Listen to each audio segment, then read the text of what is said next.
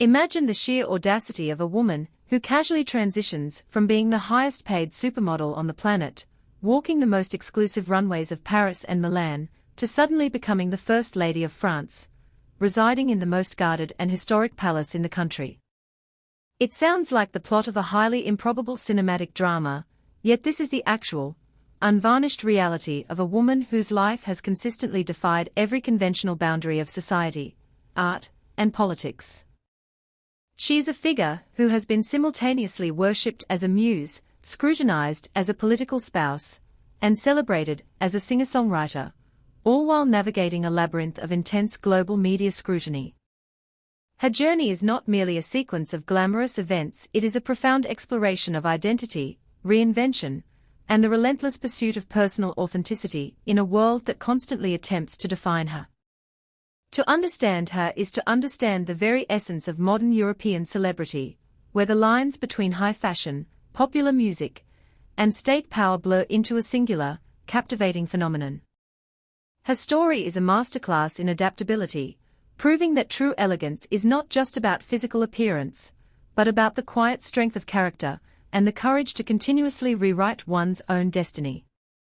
The origins of this extraordinary narrative begin in the culturally rich and historically complex city of Turin, Italy, in the late autumn of 1967.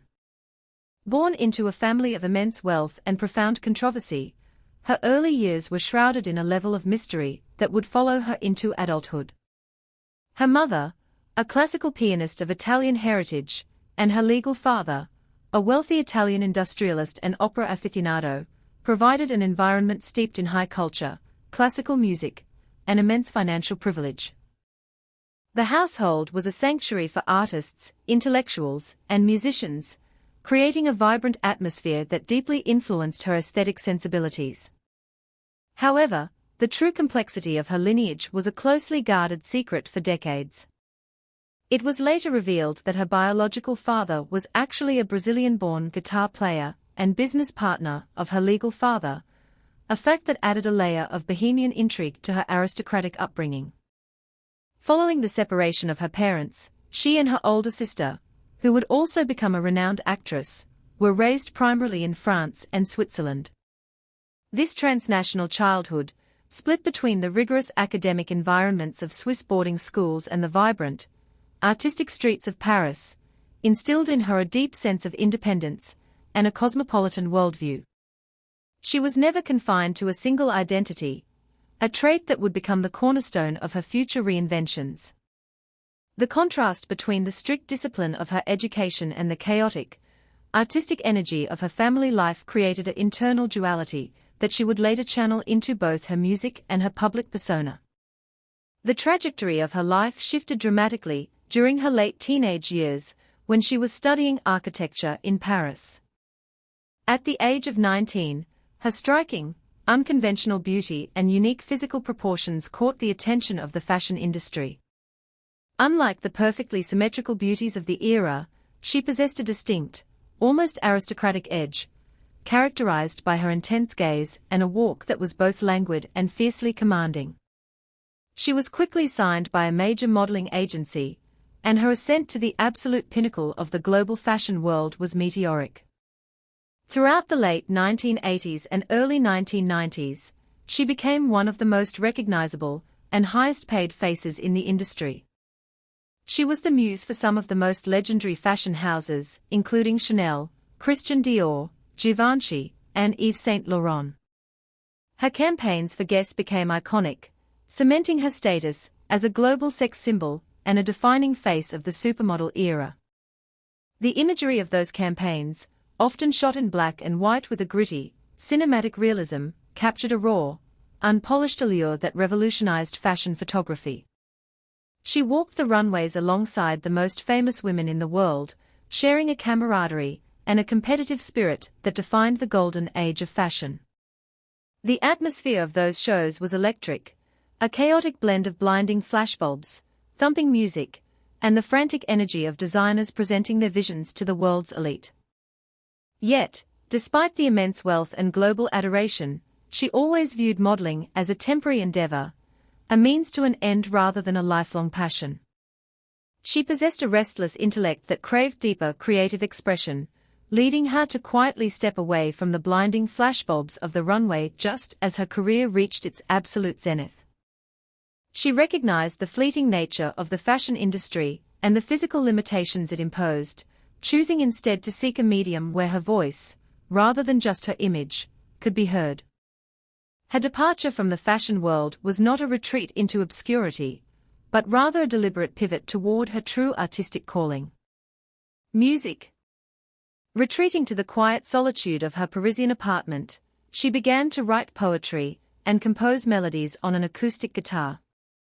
This deeply personal creative process was a stark contrast to the highly collaborative, visually driven world of high fashion. She spent years honing her craft, writing lyrics that reflected her introspective nature, her romantic experiences, and her observations of the world around her. This meticulous preparation resulted in her debut album, released in the early 2002. The record was a massive, unexpected triumph, blending acoustic pop, folk, and chanson in a way that felt both intimately vulnerable and universally appealing. Her voice, soft, breathy, and distinctly unpolished, became her signature, drawing comparisons to legendary French singers of the past. The album sold millions of copies across Europe, proving that she was not merely a former model trading on her past fame, but a genuine artist with a unique sonic identity. The critical acclaim was overwhelming, with reviewers praising the sophistication of her lyrics and the understated elegance of her arrangements. She followed this success with subsequent albums that further explored her musical influences, incorporating English-language covers and collaborating with renowned producers. Her music became a sanctuary, a space where she could express her inner thoughts without the visual distractions of her physical appearance. It was during this period of musical exploration and relative peace that her life was about to be disrupted by an event that would thrust her back into the center of the global spotlight, but in a capacity no one could have ever anticipated.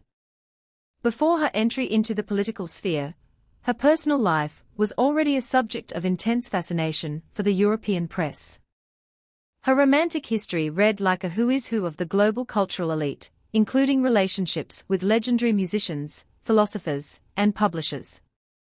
These high-profile romances, while bringing her immense personal joy and artistic inspiration, also subjected her to a relentless media microscope. The public was captivated by her beauty and her seemingly effortless ability to attract some of the most brilliant and famous men in the world. The press often focused more on her relationships than her professional achievements, reducing her complex identity to a series of sensationalized headlines. She navigated this invasive attention with a characteristic blend of stoic silence and fierce independence, refusing to let the tabloids dictate her narrative. She maintained her focus on her music and her growing family, eventually welcoming a son from a previous relationship. This period of her life was crucial in developing the emotional armor she would later need to survive the unprecedented pressures of living in the French presidential palace. She learned to separate her private self from her public persona, a skill that would prove invaluable when the entire world began to scrutinize her every move. The turning point that would redefine her public persona occurred in the late 2007. She was introduced to the then President of France, a man known for his relentless ambition, his controversial political style, and his highly publicized recent divorce.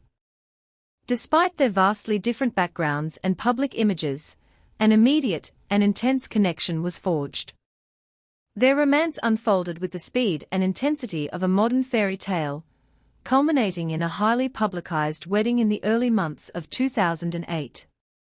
The image of the former supermodel and rock-chic singer marrying the conservative president of the French Republic sent shockwaves through the global media. The wedding was a relatively intimate affair compared to the massive media circus that surrounded it, yet it captured the imagination of the world. Overnight, she was transformed from a celebrated artist into the First Lady of France, a role that came with a rigid set of expectations, protocols, and immense public scrutiny.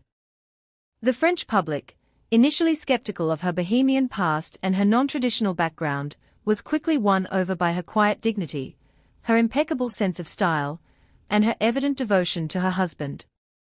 She approached her new duties with a unique blend of modern sensibility and classical grace, redefining what it meant to be a political spouse in the 21st century. She did not attempt to mimic the traditional, conservative wives of previous politicians. Instead, she brought her own unique flair, her artistic sensibilities, and her international perspective to the role. Living in the Élysée Palace was a profound adjustment for a woman who had spent her life valuing personal freedom and artistic expression. The strict security, the endless official ceremonies, and the constant presence of staff and journalists created an environment that was both luxurious and deeply confining. The palace, with its opulent rooms, historic artifacts, and rigid protocols, was a world away from the casual, creative environment of her Parisian apartment. Yet, she managed to carve out a space for herself within the rigid walls of the palace. She continued to write music, famously composing her third album in the very corridors of the presidential residence. This album, released during her time as First Lady, was a critical and commercial success, showcasing her ability to maintain her artistic integrity even under the most extraordinary circumstances. The lyrics often reflected the surreal nature of her new life, touching upon themes of love, time, and the fleeting nature of power. She also used her platform to advocate for various charitable causes, focusing on global health, education, and the empowerment of women. She worked tirelessly behind the scenes, leveraging her international fame to draw attention to issues that might otherwise have been overlooked. Her fashion choices during this period were meticulously analyzed, as she became a global style icon, blending high-end French couture with accessible, elegant pieces. She proved that one could be a devoted political partner without sacrificing personal style or artistic passion. The birth of her daughter during her tenure in the palace added a layer of profound personal joy, offering a private sanctuary amidst the relentless public demands. She fiercely protected her daughter's privacy, ensuring that the child could experience as normal a life as possible within the extraordinary confines of the presidential residence. When her husband's term ended in 2012, they left the Élysée Palace, returning to private life. However, the transition was far from a quiet retirement. Her husband remained a highly active and controversial figure in French politics, frequently facing intense legal investigations and media storms.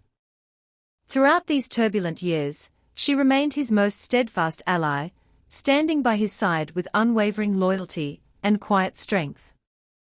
She navigated the legal complexities and the public backlash with the same resilience she had shown throughout her life.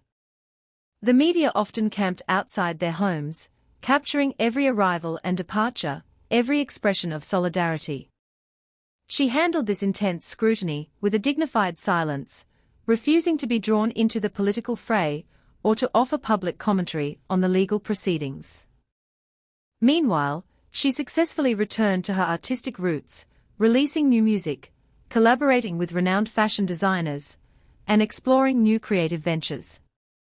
She embraced a more balanced lifestyle, dividing her time between her properties in France and her international travels. She became a sought-after figure in the fashion world once again, not as a walking mannequin, but as a respected muse and collaborator. Her enduring appeal lies in her ability to age gracefully while maintaining her distinctive, effortless chic, inspiring millions of women who admire her confidence and her refusal to conform to societal expectations of aging. She continued to release albums that showcased her maturing songwriting, exploring new musical territories while staying true to the intimate, acoustic sound that had defined her career. The legacy of Carla Bruni is a testament to the power of reinvention and the courage to live life on one's own terms. She has successfully shattered the glass ceilings of multiple industries, proving that a person is not defined by their first act of fame. From the glossy pages of international fashion magazines to the acoustic stages of European concert halls, and finally to the gilded halls of the French presidency, she has navigated every transition with a unique blend of grace, intellect, and unyielding determination.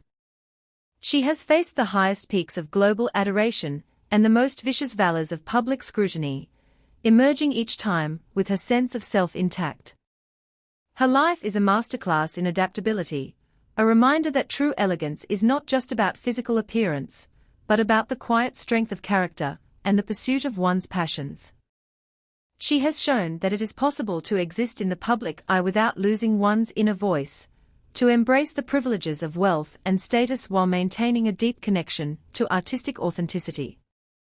As she continues to evolve, creating new art and embracing the next chapters of her extraordinary life, she remains an enduring symbol of modern femininity, a woman who has truly lived 1,000 lives within one, leaving an indelible mark on the cultural and historical landscape of her time. Her story will continue to fascinate and inspire, a timeless narrative of a woman who refused to be categorized, choosing instead to write her own script in a world that constantly tried to define her.